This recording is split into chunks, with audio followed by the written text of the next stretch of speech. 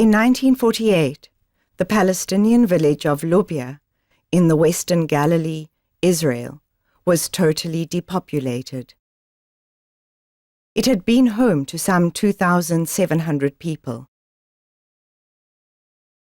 Like Lubia, many Palestinian villages in Israel were completely destroyed, and the landscape of Palestine was changed forever.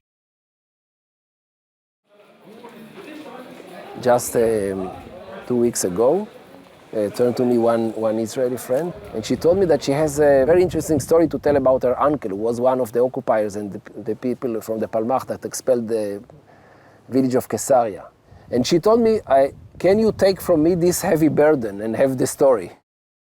He never talked about the expulsion of Arabs from Caesarea until just before he died. One of the things he mentioned was an order to expel the residents of the little fishing village located on the sands of Caesarea. We knew that if you destroyed the roofs of their homes, the Arabs would leave. So, a group of us guys, we destroyed the village roofs and they left. Like that, so easy, as if people's lives weren't involved. My aunt, Shoshana, shifted uncomfortably. And then his wife said to him, Motkele, you don't think you should shut up on that? Some things we don't tell. And he said, Shoshanka, and if I don't tell, it didn't happen? Something like that.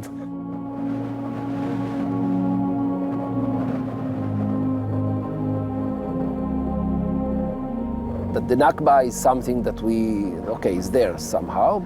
We as Israelis, we knew almost nothing about it. When I was 18, I never heard, of course, not the word, but also nothing about Palestinian refugees, nothing. There was an Israel independence war, they attacked us, they didn't accept the partition resolution or partition plan, and there was a war, and they lost the war, and they're out, and khalas. There is no problem for us, not whatsoever. There was a very justified war, and nothing about their story, their other stories, of course not stories of massacres. Okay, there was the Yassin massacre that was quite known, but it was very much an exception. This is the story, how the story goes.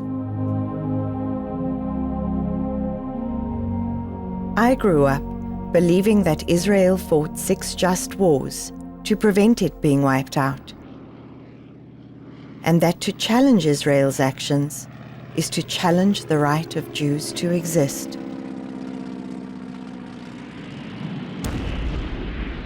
In the diaspora, we continued to cling to Israel's official version of a Jewish past. Yet the heroic story of David, who triumphs over Goliath, began to crack for many Israeli Jews during Israel's first war on Lebanon. Unlike Israel's past wars, the Lebanon War was regarded not as a defensive war, but as an aggressive war. It was widely seen not as a war of no choice, but as a war of choice.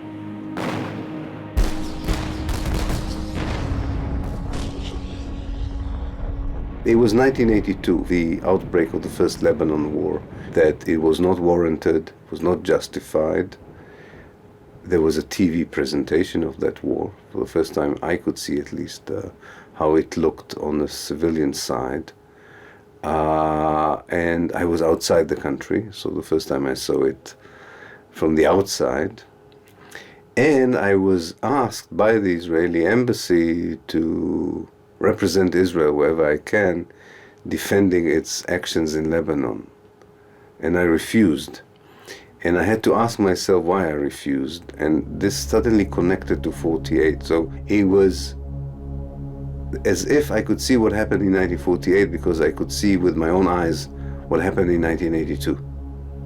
And it suddenly turned the dissertation from something very dry, very still, into a very vivid picture and a very clear mapping of who was the criminal, who was the victim.